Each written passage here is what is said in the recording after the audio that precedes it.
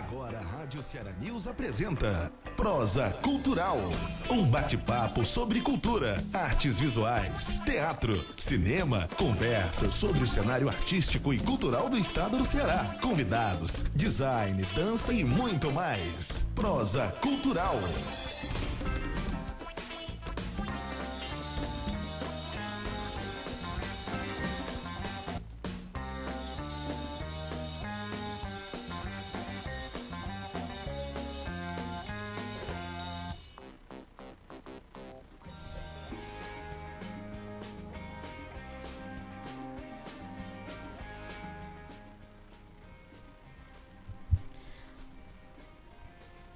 Olá, boa tarde.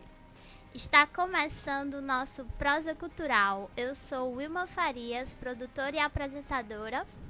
A operação de som e vídeo também é desta que vos fala, o Wilma Farias, ou o Will. Gente, hoje nós vamos prosear aqui com o ator Ramon Matarazzo sobre teatro e o espetáculo Lázaro. O espetáculo Lázaro, que está em cartaz ao longo do mês de fevereiro, que narra histórias de indivíduos soropositivos. E aí o Ramon aí tem uma pesquisa já de quase 2 anos, uma pesquisa dramatúrgica que trata muito desse tema. E está em cartaz no Teatro José de Alencar, às 18 horas, até o dia 16 de fevereiro. Os ingressos custam R$10 a inteira e R$5 a meia. E acompanhando aí o nosso programa ainda, Ramon, seja muito bem-vindo. Muito obrigado, boa tarde a todos da Rádio Ceará News. É uma alegria tê-lo aqui com a gente. Eu que agradeço. Deixa eu só aumentar um pouquinho aqui. E ainda, minha gente, no nosso quadro de homenageados, hoje nós vamos falar sobre o Silvério Pereira. Silvério, que é um ator e dramaturgo que desenvolve trabalhos voltados para o tema LGBT e está aí desenvolvendo uma grande projeção em sentido nacional. E ele aí é um dos nossos alencarinos que está ganhando o mundo. E ainda teremos dicas de atividades culturais, como peças de teatro, exposições e cursos. Acompanhem o nosso programa e fiquem ligados, que teremos aí muita prosa para esta terça-feira de hoje, finalzinho de tarde. E é isso, né? Ramon, seja muito bem-vindo ao nosso programa. E, assim, sobre o espetáculo Lázaro, eu queria que tu falasse um pouco sobre o espetáculo. Ele nasceu no ano de 2017, então aí ele já tem um percurso de quase 2 anos dessa pesquisa, e que ao longo desse mês de fevereiro nós temos abordado alguns temas que o teatro vem trazendo. E aí eu acho que o que você traz hoje pra gente também é muito pertinente, o nosso diálogo, de pensar justamente a potencialidade da arte, né, de tratar temas do nosso cotidiano e que em alguns momentos não se põe tanto na roda, então assim, na roda de conversa. Então assim, eu penso muito, vejo a arte muito como essa potencializadora. Então, assim, vamos lá conversar. Fale um pouco sobre como nasceu Lázaro. E uma dúvida que me veio logo de início é: por que esse nome Lázaro? Então, o Lázaro, ele nasce da tentativa, né, de estabelecer um diálogo com a comunidade acadêmica do IFCE, em construir algo cênico, né? A última disciplina do curso, a penúltima disciplina do curso, na verdade, que é de montagem. E aí a gente tem que fazer uma montagem teatral. E dessa montagem eu fiquei pensando, porque no IF a gente já tem na licenciatura em teatro do IF a gente já tem uns temas bem legais, assim, né? Já tivemos montagens com a temática sobre violência contra a mulher, já tivemos montagem com relação à questão da natureza e tudo mais. E aí eu eu fiquei pensando qual tema que seria tão relevante quanto esses temas que estão sendo abordados, levantados, né? E aí me veio um youtuber muito famoso, inclusive, é o Gabriel Comiccioli, que ele é lá de Curitiba, e ele se revelou soropositivo no YouTube. Tem um canal, inclusive, no YouTube. Acho que em 2016. E aí eu comecei a assistir os vídeos dele em 2017. E quando eu vi aquela verdade toda, eu disse, eu acho que eu já tenho um tema, uma temática, né? A partir da minha vivência também, né? É uma vivência de 9 anos, né? Como portador do vírus. E aí eu comecei a pesquisar, e nessa pesquisa eu me via muito solitário, assim, porque as pessoas, elas têm um medo de tocar nesse assunto, né? Que tem um assunto tabu e tudo mais, até pelo início, né, da historicidade do HIV. E aí, respondendo a sua primeira pergunta sobre como veio o nome Lázaro, né? Em 1991, começaram a ser relatados os primeiros casos de AIDS, né? As pessoas começaram a ficar doentes e tudo mais. E aí teve todo um avanço da comunidade LGBT, da comunidade médica, né? Lá nos Estados Unidos tivemos vários movimentos, como o ACT UP, por exemplo, que existe até hoje. E aí, em 1996, somente em 1996, os cientistas encontraram, né, um remédio que é vulgarmente conhecido como coquetel, mas que o nome correto é antirretroviral, né? E aí, a partir da descoberta dos antirretrovirais, as pessoas começaram a ir para casa, se tratar agora com uma medicação que deixava o vírus estagnado. E aí, a comunidade científica, ela chama de Lázaro, efeito Lázaro, né? Todo efeito de pandemia ou epidemia que, de repente, as pessoas ficam curadas ou podem conviver com essa determinada infecção, né? E aí, em referência ao Lázaro bíblico. É, né? exatamente. É isso que eu ia te perguntar, se também tinha essa relação com a referência mais cristã, né, do Lázaro, que é narrado pela uma das histórias de um dos milagres de Jesus. Sim. E que pelo figurino também da tua peça, Uhum. também traz um pouco dessa ideia. E aí eu fiquei pensando se tinha algo relacionado a isso também. Sim. O Lázaro, ele é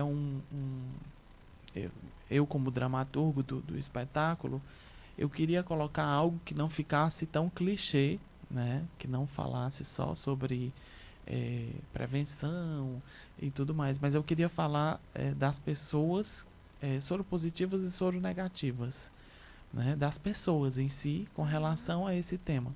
A AIDS é apenas um mote para falar sobre várias outras coisas, como homofobia, preconceito contra a religião do próximo e problemas familiares, né?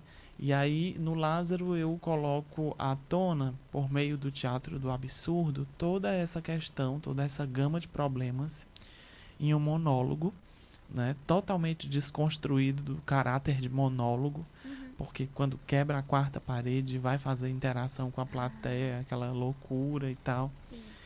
E a gente não tinha noção do quanto isso ia reverberar, né?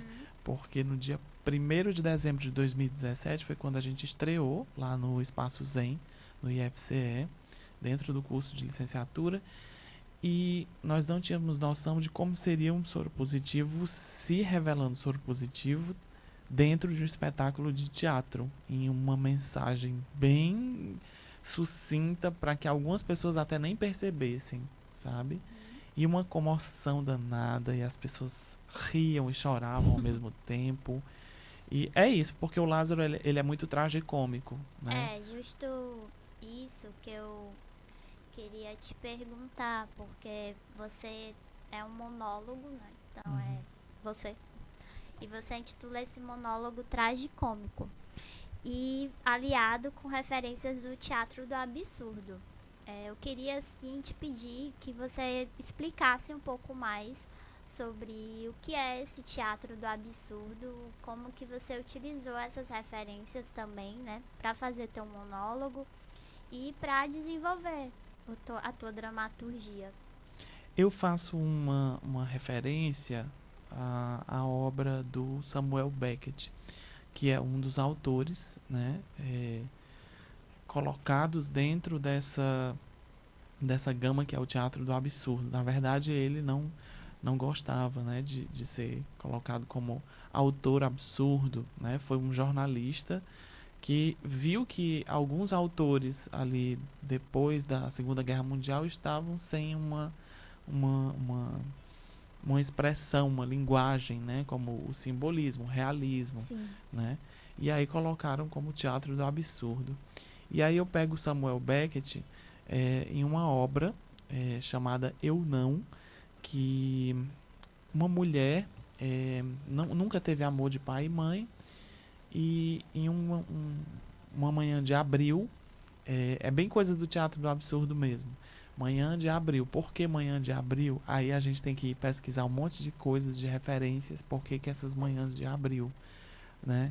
E aí ela é estuprada em uma manhã de abril. E a partir disso, ela vai abrir a boca, porque ela é muda e ela não fala, né, de forma alguma. E aí ela vai abrir a boca dela pela primeira vez na vida para falar de todas as dores que ela sentiu e sente na vida, né? Sim. E ela vai falar exatamente naquele momento. E aí, vendo isso, eu disse, eu acho que essa é a obra mote para fazer o Lázaro, porque essa é a dor de alguns soropositivos, né? A gente tem uma resistência, uma militância, mas esse é exatamente o grande mote do Lázaro, é abrir a boca, escancarar mesmo, naturalizar a questão do HIV como convivência em sociedade, né? Porque a gente ainda vive um tabu enorme em cima de algumas coisas, o HIV é um deles. Exatamente, assim, Ramon. Só a gente fazendo um parêntese aqui, que a nossa conversa ela vai e volta. Existe ainda muito tabu a respeito do tema, principalmente da relação do que é o HIV e do que é a AIDS, que muitas pessoas ainda não sabem a diferença e como que assim, principalmente relacionado que eu acredito que é o que seu espetáculo traz também, que é muito mais um lugar de pensar preconceitos e esses estereótipos, né? Você também, no seu espetáculo, você traz depoimentos, né? O seu monólogo, ele vai se desenvolvendo a partir de falas de outros, né? De segundos e terceiros, digamos assim, de vivências pessoais. Então, assim, vamos falar só um parêntese, diferenciar o que seja realmente, né, o que é o vírus do HIV e o que é a síndrome da imunodeficiência adquirida, né, que tem umas nuances diferentes, assim, e principalmente pensar esse preconceito que ainda é vivido, porque foi um boom no final dos anos 80 e no início dos anos 90, né, foi algo que afetou a sociedade e que talvez a forma como que também se foi falado, isso gerou também mais preconceito ainda, né? Mais estereótipos são criados e ainda existem, por mais que tenham se passado aí alguns anos, né? Mas ainda existe essa falta de informação e que as pessoas ainda vivem com alguns preconceitos, né? Vamos pensar preconceito no sentido do preconceito de não saber o que é de fato, né? E um dado importante, assim, que você trouxe e que eu fiquei impressionada, que é a cada 17 segundos uma pessoa se contamina com o vírus do HIV no mundo. Então, Sim. assim, além da falta de informação sobre como lidar, né, com as pessoas portadoras do vírus HIV, há também ainda uma falta de informação em relação a outros fatores, né? Então, assim, eu queria que tu falasse um pouco mais. Eu acho que eu falei tanto que aí... Mas, assim, vamos aqui organizar essa Tudo conversa.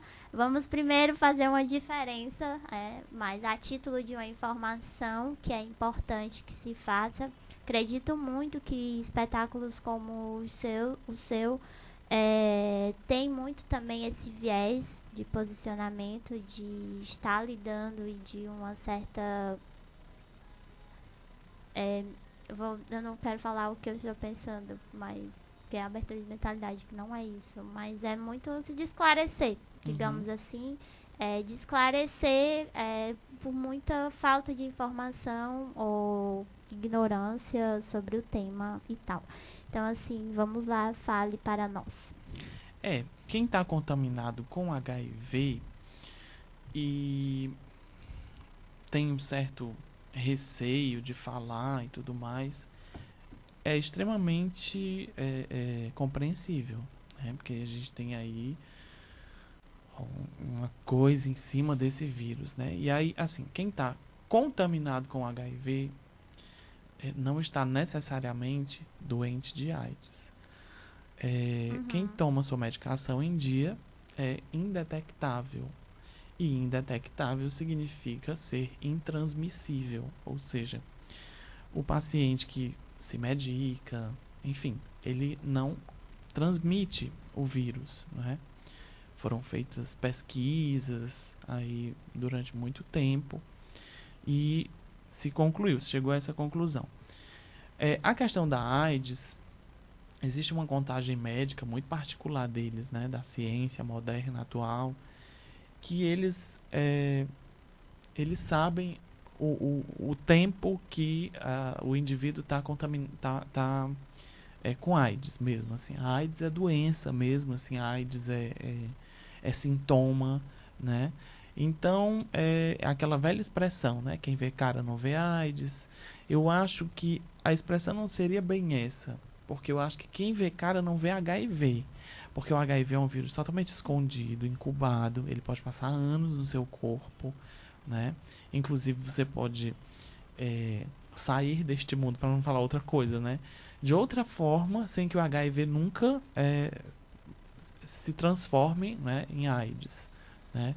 Então, eu acho que o preconceito vem todo lá da década de 80, quando não se tinha nenhum remédio, quando não se tinha nenhum exame para fazer e detectar o HIV nos primeiros anos, né? E aí tem toda uma questão de homofobia.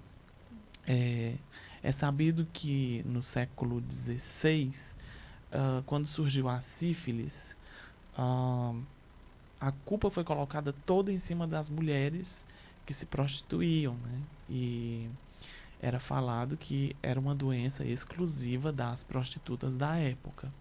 E aí a gente tem hoje uma sífilis totalmente controlada, digamos assim, com medicação, com tratamento, enfim, profilaxia, né? Que é a camisinha, o uso da camisinha, importantíssimo. E aí nos anos 80 vieram com a história de que a AIDS, né, o HIV, era o câncer gay, né, e ficou conhecido como peste gay.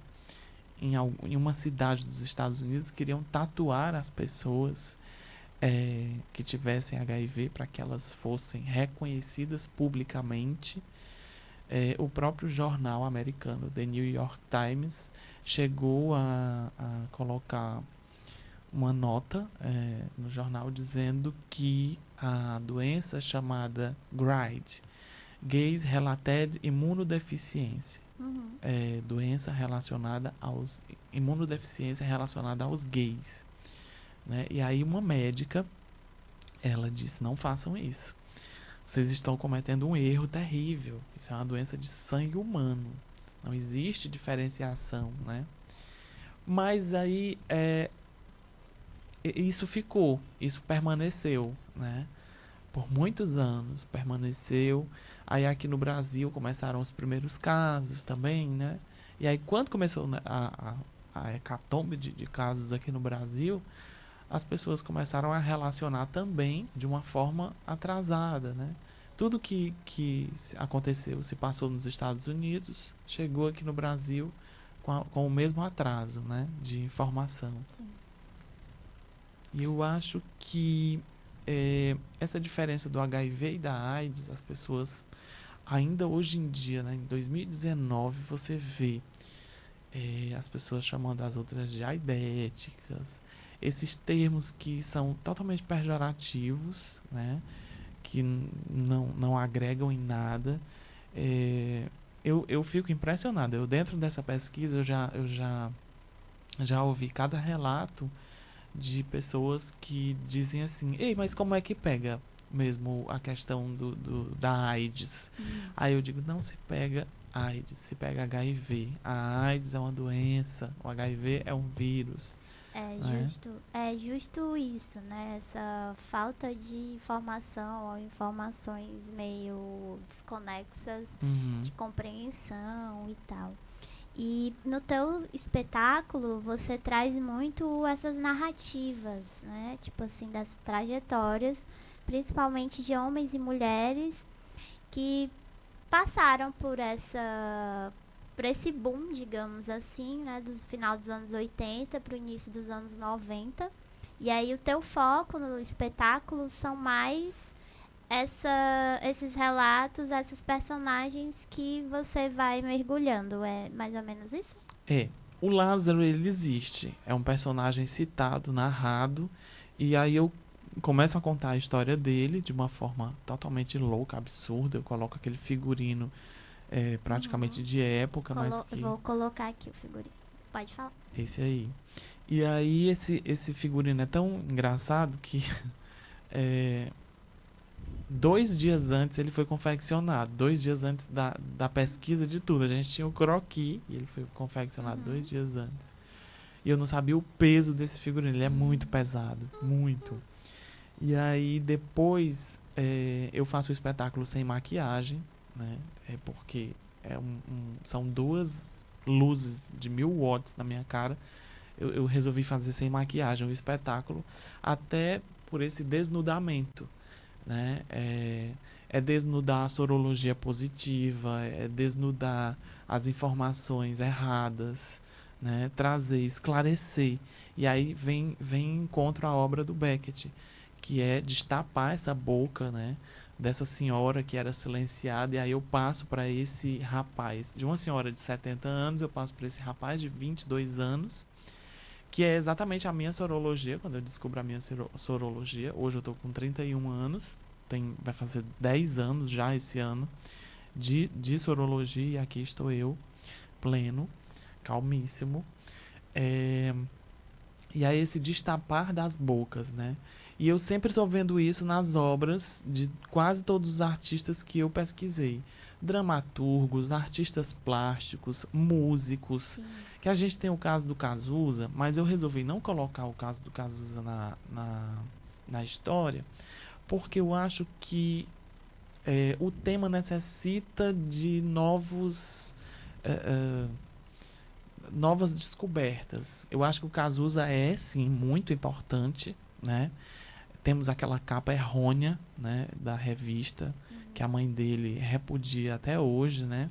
E que não foi permitido por ele, aquela capa, mas enfim, como se aquilo fosse realmente a degradação moral, sim, né, do ser humano. Pensando aqui muito mais nas referências que você utiliza, né? Você vai muito... que eu achei bacana, que você transita em outras linguagens. Sim. Você vai nas artes visuais, você vai no audiovisual, principalmente, e na literatura. E aí, eu vi aqui que você usa algumas referências dos artistas visuais, o Keith Haring e o Israel Macedo. E, assim, eu peço para que você fale um pouco sobre isso também, porque... além dessas referências, tanto das artes visuais quanto do audiovisual, você também vai na filosofia, enfim, né? Então, assim, é uma pesquisa que ela se expande para várias outras linguagens. Então, assim, eu acredito que seja uma costura muito rica que você esteja fazendo e abordando o tema nesses vieses, né? Sim, o Kit Haring, ele é um marco, assim. Ele tem uma obra chamada Ignorância é igual a medo, silêncio é igual a morte. Que para quem tá aí com o seu celular agora, pode olhar aqueles 3 macaquinhos que tapam a boca, o ouvido e a boca, o ouvido e os olhos. Uhum. Aquilo ali é uma apropriação da obra do Keith Haring, que ele fala exatamente sobre isso. Quando você tapa a sua boca, você está se excluindo de uma liberdade que você tem. Você tem Se HIV. expressar. Você tem HIV e você é um ser humano normal, como qualquer outro. Você só tem uma infecção no sangue que está controlada com medicamentos. Na época, o Keith Haring não chegou a conhecer isso, porque ele faleceu bem antes, né? E quando você tapa os ouvidos para quem tem HIV, né? Então, existe um grupo chamado ACT UP, como eu já falei. O ACT UP, ele lutava muito nessa resistência. Aí o Keith Haring se juntou ao ACT UP e o símbolo do ACT UP é uma pirâmide para cima, virada para cima, em referência à pirâmide voltada para baixo dos campos de concentração nazista, onde os alemães incineravam os homossexuais, né? E aí eles resolveram fazer essa analogia com a pirâmide para cima. Então essa pirâmide para cima significa ascensão, significa cura, liberdade, informação. E essa pirâmide para baixo significa queda, né? Mas falando sobre a pirâmide para cima, que eu acho que é para onde a gente está caminhando, né? Ele coloca realmente, olha, se você tapa os ouvidos, se você tapa os olhos, você está colaborando para um genocídio, que a AIDS não deixa de ser um genocídio, né? São aí 35 milhões de pessoas, né, falecidas, segundo dados da UNAIDS, até 2016, né? E assim, tem muita gente com HIV, sabe que tem HIV e não tem acesso ao tratamento. Sim. Isso não no Brasil, porque o Brasil é referência e tudo mais, mas em outros países a gente sabe que ainda não tem esse tratamento eficaz, efetivo. A gente sabe que outros países é pago, né? No Brasil é gratuito, né? Tem toda uma questão de profilaxia também, agora com a chegada da PrEP, da PEP, né? Onde você, tanto antes de ter uma relação com uma pessoa que você sabe que tem o HIV, ou que você quer tomar essa medicação para se prevenir, né? Você pode tomar antes da relação, ou em qualquer outro caso, que não vem ao caso especificar aqui, depois de uma relação consensual ou não, até 72 horas a pessoa pode estar procurando um posto de saúde ou uma unidade específica para tomar essa medicação. Sim, no Brasil aí nós tivemos uma grande evolução em relação ao tratamento com o vírus do HIV. Mas assim, voltando um pouquinho para o teu espetáculo e para a forma que você fez, você constituir a sua narrativa, né? Sim. Que você traz trajetórias, né? Então você traz várias histórias. E aí, pensando muito no teu processo de criação enquanto dramaturgo, como que você vai criando essas narrativas, cruzando essas histórias, né? Acho que você tem uma linha aí que te norteia, que é muito essa relação do preconceito, da forma que as pessoas percebem, né? Eu acho que você traz muito esse lugar da falta da informação, para que a informação se torne uma outra coisa, pelo que eu estou entendendo. E aí eu queria assim que tu falasse um pouco mais sobre como que tu vai construindo essa narrativa com essas trajetórias diversas e de outros tempos, assim, como que você chegou nessas histórias? Sim. Olha, eu vi vários filmes que eu nunca tive acesso a esses filmes, que eles são pouquíssimos procurados, na internet. E porque, assim, é muita internet, sabe? É pouca literatura acessível a público, povão mesmo, sabe? E aí, assistindo esses filmes, Filadélfia, Como Sobreviver a uma Praga, Blue, do Derek Jarman, e aí eu vou falar sobre como eu construí essa coisa toda. Eu assisti todos esses filmes, juntei toda essa gama de informações que eu peguei na minha trajetória do que eu observei, né, enquanto ser humano mesmo, durante esses 8 anos, em 2017, 8 anos. E aí eu comecei a me perceber, sabe? Aí quando você começa a se perceber, numa madrugada eu peguei o computador e comecei a escrever meia-noite. E terminei 3 horas da manhã um texto. Estava pronto o texto. E aí o que eu ia pensando? O fio do raciocínio que eu tracei foi o seguinte. Bom, eu vou fazer aqui um traçado que eu tenho pouco tempo de vida pela frente. Isso dramaturgicamente, né? E aí eu escrevi o mais rápido que eu podia. O mais rápido, cada vez mais rápido. E era nessa rapidez que eu escrevia que ia saindo os grandes absurdos que eu tinha visto na minha mente, que a mente estava ali devolvendo desses 8 anos, né? E aí eu digo, nossa, que coisa incrível, que encontro incrível comigo mesmo, né? E aí, vendo a história de algum desses artistas, né, que não estão mais entre a gente também, eu fui pegando coisas, referências das obras. Eu acho que eu achava e acho ainda que o texto, só o texto aquele, porque o Lázaro é direto, sem parar. Às vezes eu fico sem respirar, porque é muito texto, 50 minutos, aquela coisa toda, e tem uma cena extra que a gente deixa em off, né? Mas o texto em si, as pessoas, fica muito uma divisão, é necessário, não é necessário essa cena extra? E aí eu traço a história do Lázaro, que é um paciente que está morrendo de AIDS em 1995, um ano antes da chegada dos antirretrovirais no Brasil.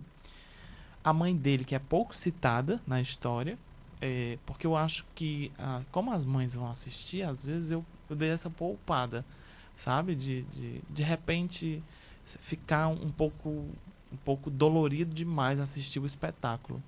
E eu falo sobre uma enfermeira que é mal remunerada, e a enfermeira tem raiva do Lázaro porque ela é mal remunerada, ela tem raiva de qualquer paciente. E aí está a comicidade, né? O alívio cômico entre os dois. Ele fica calado sempre.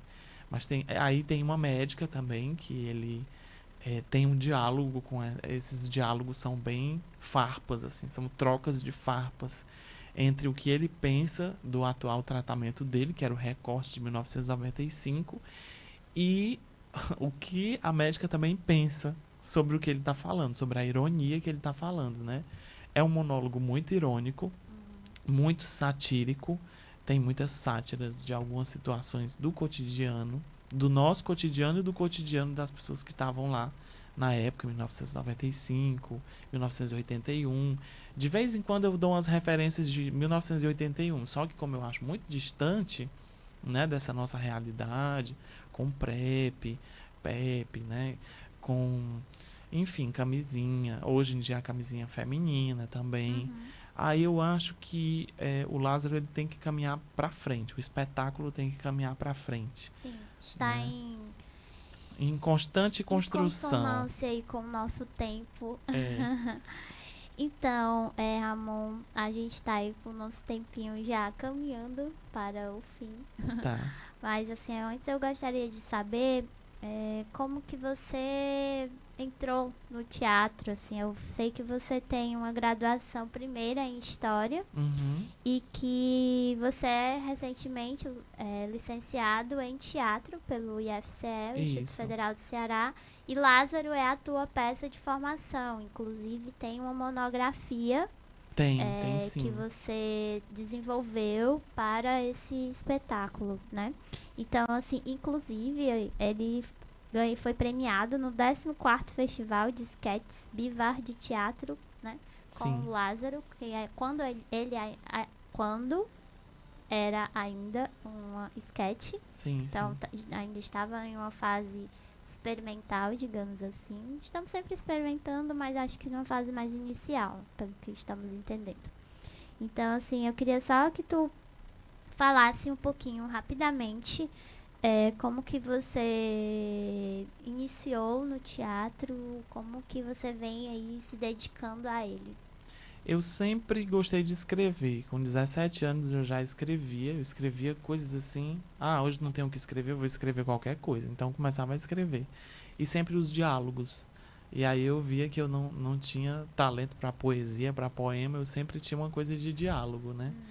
E aí em 2006 eu escrevi um espetáculo chamado Bendita Previsão Maldita, com a direção do Oscar Roney. Ele sempre diz, né? Eu gostaria muito de escrever como você, mas eu fico aqui na direção. Mas aí ele já está se atrevendo a escrever também, como ele fala. E aí eu não tinha conhecimento de outro curso. Assim que o curso acabou, eu entrei no curso de novo e fiz tudo de novo e escrevi uma segunda peça chamada O Enterro do Sr. Clovis, ambas em 2006. Eu tinha 19 anos. E as duas eram de comédia, muita comédia.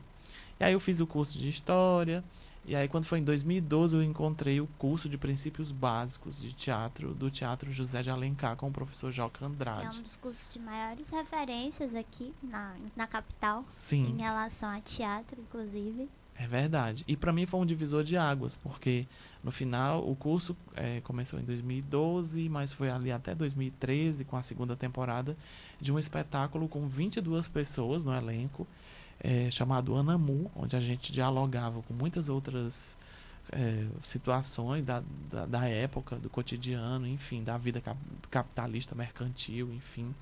O Joca tem essa pegada. E aí depois eu escrevi um outro espetáculo com o professor e diretor também Emetério II, no curso Arte de Viver. Depois eu fui para o Porto Iracema das Artes, fazer uns cursos de interpretação, porque eu achava que eu estava meio sectário ali na carreira de ator, porque eu só escrevia, e aí na hora de ir para o palco era um trabalho para os diretores. Aí eu resolvi fazer o curso, né, de licenciatura em teatro. E quando eu estava terminando, eu comecei a escrever várias coisas em referências à homofobia, né, a questão de adoção de filhos por parte de casais homoafetivos, né. Eu cheguei a realizar uma cena do espetáculo Anamu, que foi do CPBT. Depois, em um recorte, assim, com outra configuração, na Companhia Teatral Acontece, né, do diretor Almeida Júnior. Sempre se envolvendo com esses temas. Sempre. E aí, em 2015, me convidaram para fazer um curta pelo Vila das Artes, com a direção do Mozart Freire, que era o Cinemão, Ode ao Desejo. Ode ao Desejo. Que a gente fala sobre esse mundo, né, do desejo reprimido também. E sempre, hoje, vindo para cá, eu digo, rapaz, eu sempre fiz coisas que estão na repressão e que estão para sair, né? E falar. Para o destampar. E aí, sim, depois veio o Lázaro, que tá aí até agora. E agora, quando foi em maio, eu estou preparando um processo, né? A partir do Cinemão, eu já venho pesquisando, né? Esse universo masculino, mas que é meio lúdico, que é meio afetuoso e que é meio seco, híbrido. Aí sempre fica transitando, né, entre tudo isso. E em maio, em algum teatro perto de você, a gente vai estrear um espetáculo que provavelmente, eu gosto sempre de dar nome aos bois, né? Então, o espetáculo se chamará Filhos do Afeto, né? Que Maravilha. São esses filhos do afeto que precisam de afeto, na verdade, né? Então, pelo que eu estou entendendo, trata muito dessa questão entre o masculino e também do feminino. Isso, exatamente. É isso aí, gente. Fiquem ligados que Filhos do Afeto sairá em maio. E também Lázaro está em cartaz até o dia 16 de fevereiro no Teatro José de Alencar. Nós tivemos aqui uma prosinha sobre o espetáculo e vão conferir. E seguindo aqui com o nosso programa, vamos correr um pouco para o nosso quadro de homenagem do dia. Hoje também vamos falar do Silvério Pereira. Silvério Pereira, que está aí ganhando o Brasil. Ele é ator e dramaturgo, envolvido também em seus trabalhos muito voltados para o tema LGBT. Então, o Silvério Pereira, eu vou colocar aqui uma fotinho dele, só um instante. Silvério Pereira, que é esse maravilhoso, é um ator incrível. Acho que todo mundo que já teve a oportunidade de ver o Silvério em cena fica muito impactado, né? É verdade. O Silvério Pereira nasceu em Mombaça no dia 16 de fevereiro de 1983. Ele é formado em artes cênicas pelo Instituto Federal do Ceará. Além de ator e diretor, o Silvério ele é pesquisador, figurinista, cenógrafo, maquiador, iluminador, produtor e professor de teatro. Ele começou aí essa carreira artística no teatro bem novinho, com 17 anos. E desde então ele já realizou diversos trabalhos. Inclusive ele fundou 2 companhias de teatro aqui em Fortaleza. Uma delas é a Inquieta Cia de Teatros. Inclusive o Andrei Bessa, que é um dos integrantes da companhia, já esteve aqui no nosso Prosa. Então, quem quiser conferir sobre a companhia e sobre o Andrei Bessa, que também é um dramaturgo aqui maravilhoso, que circula por Fortaleza, pode conferir, está no nosso canal do YouTube. E também o Silvério foi um dos criadores do coletivo artístico As Travestidas. Ele dirigiu mais de 30 espetáculos, entre eles O Mistério da Cascata, O Destino a Deus Pertence e Quem Tem Medo de Travesti. No cinema, ele também atuou no longa Serra Pelada e nos curtas As Bodas do Diabo, Transofia e Glossário. Ele é pesquisador na área da travestilidade como performatividade do ator e muito envolvido nas causas lésbicas, gays, bissexuais, travestis, transexuais e transgêneros, conhecida com a sigla LGBTT. E também no coletivo As Travestidas, que foi fundado há mais de 14 anos, composto por atores e atrizes transexuais, travestis e artistas transformistas. O projeto já produziu aí mais de 7 espetáculos com temporadas tanto na região sul e sudeste também. O projeto ele tem como essa intenção questionar a sociedade sobre essa caricatura e estereótipo, que falamos tanto de estereótipos, né, Ramon? Sim. Do universo trans, promovendo com isso um conhecimento mais aprofundado sobre o assunto e tentando mesmo desconstruir esse preconceito que existe. Eu acho importante, eu considero importante a gente estar sempre aí atento e esclarecendo e promovendo sempre uma compreensão maior sobre qualquer assunto que seja, quando há o desconhecimento, é importante que passe a se conhecer. E acredito que a arte ela é um meio muito potente para a gente estar tratando desses temas, que traz aí uma força e uma sutileza ao mesmo tempo. Em especial aqui nós estamos falando de teatro.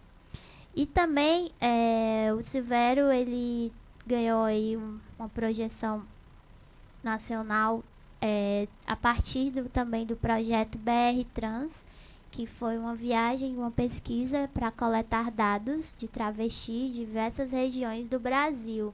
E uma dessas apresentações, né, a Glória Pérez, que é uma diretora de uma grande emissora de TV, aqui do grande, não, uma emissora que tem uma visibilidade maior aqui no Brasil, e convidou ele para fazer, eu acho que um dos personagens que ficou conhecido nacionalmente por Elis, né? Que era o Nonato e a Elis, então assim, e aí ele está aí circulando.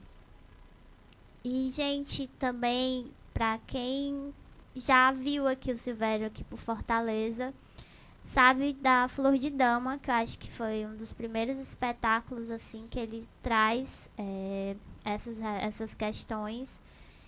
E é um espetáculo incrível. Sempre que se tiver a oportunidade de assistir, é sempre importante. A intensidade de atuação dele assim, é muito forte. Então, assim, eu acho ele um ator incrível, pessoalmente falando. Eu sempre fico muito impactada quando eu vejo ele em cena. Inclusive, ele é uma referência para o Lázaro, porque eu assisti muito Silvério Pereira para fazer um monólogo, que eu acho que é muito difícil fazer. Sim. Sabe? E aí eu disse, eu vou atrás desses artistas que se aventuraram a fazer isso. Né? Então, o Flor de Dama, quando eu fui ver, eu fiquei muito impactado. Assim, uma mensagem muito forte, né? Muito bonita também. Flor de Dama é um espetáculo muito forte, assim, eu acho ele incrível. Foi um dos primeiros espetáculos do Silvério que eu vi, acho que foi o primeiro. E eu fiquei vendo várias outras vezes, sempre que tinha oportunidade, eu ia conferir. E eu sempre ficava, nossa, que incrível, quero fazer teatro. Então, Silvério, se um dia eu fizer teatro, você vai ser uma das minhas inspirações. Ó, só que responsabilidade. Mas, gente, só voltando aqui para o nosso programa, para a nossa prosa de hoje. Estamos aqui com o Ramon Matarazzo. E vamos agora para o nosso quadro de dicas. As dicas de hoje para as artes visuais é a abertura da exposição Locus, Pinturas de Adriana Maciel, que vai acontecer no Museu da Cultura Cearense, que vai apresentar a partir do dia 14 de fevereiro. A exposição Locus, Pinturas de Adriana Maciel, que é uma síntese do trabalho da artista dos últimos anos de sua carreira. Então, são cerca de 25 obras, entre telas, objetos pictóricos e instalações. A mostra estabelece alguns conceitos, como ausência e presença, esgarçamento e permanência, dentro e fora, realidade e ficção, excesso e nada, superfície e profundidade, coesão e desdobramento.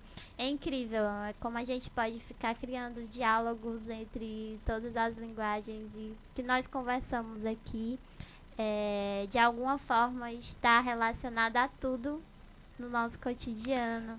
Eu costumo dizer que tudo é dramaturgia. É verdade. Tudo. Você tá no meio da rua, você tá num ônibus, assim, se aperceba, você que tá querendo fazer teatro agora, você tá aí em qualquer lugar, olhe ao seu redor e veja, isso aqui é uma história, então eu posso retirar algo daqui. Eu penso, assim, que é muito essa potência do olhar sensível que a gente lança pro fora, assim, né, pro que está em torno de nós.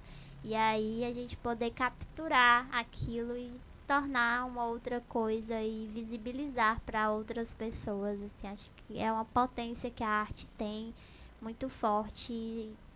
E não só a arte, eu acho que como nós, seres humanos, ter um olhar sensível para o mundo é de suma importância. Mas seguimos aqui, minha gente, sobre a Adriana Maciel. Ela é uma artista que nasceu em Belo Horizonte, vive e trabalha no Rio de Janeiro, é formada em pintura e licenciatura na Universidade Federal de Minas Gerais e no curso Aprofundamento em Artes Visuais da Escola de Artes Visuais do Parque Lage, que fica no Rio de Janeiro, que é uma das escolas de maior referência aqui no Brasil em termos de cursos relacionados às artes visuais, e é um lugar incrível no Rio de Janeiro. Lá é artista visual, trabalha com pintura, desenho, fotografia e vídeo. Participou de exposições individuais e coletivas no Brasil e no exterior.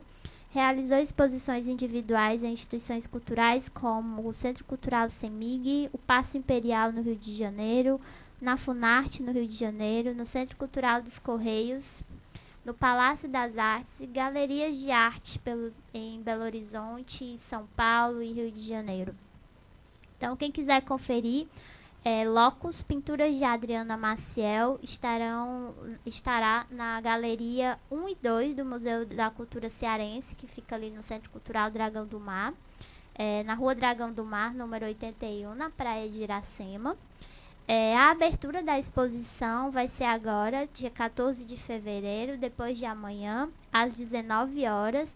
E o legal dessa abertura é que terá uma visita guiada com a artista e também com uma intérprete de Libras, além do lançamento de catálogo. Então, assim, quem quiser conferir a abertura, é super legal, principalmente quando tem a fala do artista, uma visita guiada.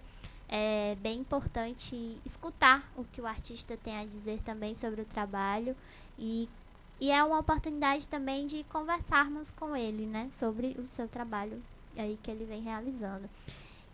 Mas quem não puder ir para a abertura pode conferir de 15 de fevereiro até dia 7 de abril desse ano, sempre às terças às sextas, de 9 às 19 e aos sábados e domingos das 14 às 21 horas. Então, a classificação indicativa é livre e o melhor de tudo, a exposição, a entrada é gratuita. Aqui valorizamos programações gratuitas também, democráticos. E uma outra dica aqui do nosso programa, já aqui correndo no tempo, é no espetáculo Cadela Branca, que está de volta. O Shinoda já esteve aqui. Falando sobre o espetáculo, juntamente com uma atriz participante. E quem quiser conferir também pode ir lá na nossa playlist do Prosa, no nosso canal do YouTube, que dá para saber um pouquinho sobre o espetáculo. E se programem que será nos dias 22 e 23 de fevereiro, que vai apresentar o espetáculo Cadela Branca, que tem texto de Rafael Barbosa e direção de Luiz Carlos Shinoda. O espetáculo aborda temas como infância, amor, violência e opressão, trazendo a vida de Diego e sua tentativa de sobrevivência em meio à sociedade conflituosa. O espetáculo vai acontecer, na verdade, na Casa Absurda, que é um lugar novo aqui em Fortaleza e que o nome já diz, Casa Absurda, então é um lugar incrível. É absurdo porque acontecem muitas coisas consideradas absurdas, mas absurdamente legais. É um lugar aí de profusão nas artes, principalmente nas artes cênicas, mas também em diálogo com outras linguagens, principalmente as artes visuais, que em breve aí vai ter um projeto super bacana. E, enfim, fiquem de olho na Casa Absurda, que é um lugar bacana para ir. E sempre tem peças de teatro lá também. E quem quiser ir lá conversar com a galera, pode também, que eu tenho certeza que eles adoram conversar. Fica aí na rua Isaac Meyer, número 108, na Aldeota. Vai ser pago R$20 inteiro e R$10 a meia. Classificação indicativa 12 anos. E é isso, minha gente. Mais uma dica, só para correr aqui, para o cinema. O tão esperado documentário sobre Maria Bethânia, maravilhosa, vai estrear agora nesta quinta 14 no Cine Teatro Dragão. Então, assim, o documentário Fevereiros de Márcio Debelian estreia nesta quinta, dia 14, aqui em Fortaleza. O longa fala sobre Maria Bethânia a partir do desfile da Mangueira, que foi em sua homenagem, foi um desfile vitorioso, no ano de 2016. Então, o filme mostra aí toda a construção do carnaval da escola de samba e dos desenhos das primeiras alegorias aos desfiles na avenida. Então, a exibição chega aqui na nossa capital, 2 semanas após a estreia nacional, mas estamos aqui todos ansiosos por esse momento. Eu estou. E aí vai ser no Cine Dragão do Mar, que fica no na Rua Dragão do Mar, número 81, na Praia de Iracema. Então é isso, esse foi o nosso Prosa Cultural de hoje. O nosso conteúdo fica disponível nas nossas redes sociais, Rádio Ceará News, lembrando que Ceará é com S-I, e também no nosso site www.cearanews.com.br. Você também pode baixar o nosso aplicativo e ter aí os nossos programas e matérias muito mais pertinho de você. Então, gente, o aplicativo ele está disponível tanto para iOS quanto para Android. Então, assim, não tem desculpa. Baixe o aplicativo que você vai receber todas as notificações aí dos programas que estão no ar, assim como as matérias que chegam. E você pode saber do Prosa. Puxando sardinha pro meu lado, você pode receber uma notificaçãozinha assim, ó, o Prosa começou, e pode nos acompanhar ao vivo. Mas não se preocupe, porque nossos vídeos sempre ficam disponíveis em nossos canais, principalmente Facebook e YouTube, então não tem desculpa para perder. Você pode sempre nos acompanhar e isso é legal. Curte, compartilha, comenta se gostou ou não. Pode também falar, irmão, melhor isso aí ou não. Terça e quinta às 17 horas, sempre estamos aqui, firmes e fortes. E é isso, Ramon, muito obrigada pela sua presença. Eu que agradeço, muito obrigado. Lembrando aí, para assistir Lázaro, dia 16 de fevereiro, no Teatro José de Alencar, R$10 a inteira, R$5 a meia, e é isto. Diga lá, Ramon. Bom, muito obrigado. O teatro é uma arte genuína, né? Então, se você tem alguma dúvida sobre assistir Lázaro, venha e desconstrua os seus estereótipos, porque você vai se surpreender, sim. Inclusive, se possível, com a sua participação, tá bom? Mas só lá que a gente diz o que é que vai acontecer. Todos convidados. É isso aí. E é isso, minha gente. Só um instantinho aqui, vamos já aqui finalizar. É isso, agradeço a todos, nos acompanhem sempre e vamos nessa. Quinta-feira, lembrando que nós vamos ter aí um programa super especial com o Felipe Cordeiro, nossa quinta que é toda dedicada à música. Então, confira o nosso programa com o Felipe Cordeiro, que aí é o príncipe da guitarrada do Pará. Que, enfim, o Felipe tem um trabalho super incrível com elementos do Pará. Ele é paraense, esteve em Fortaleza recentemente. E nós gravamos uma entrevista que foi muito legal. Ele conta toda a trajetória dele. Então, confiram o programa, quinta-feira, às 17 horas. E é isso. Muito obrigada a todos pela presença e por nos assistir depois. Enfim, é isso. Tchau, tchau. Boa noite, bom dia, boa tarde. E a qualquer horário que você estiver nos assistindo.